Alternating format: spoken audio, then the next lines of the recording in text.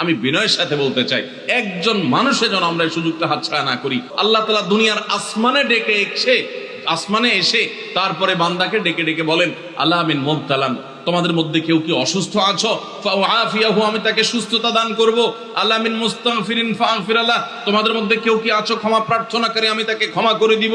এভাবে ডেকে ডেকে আল্লাহ তাআলা দিতে থাকেন।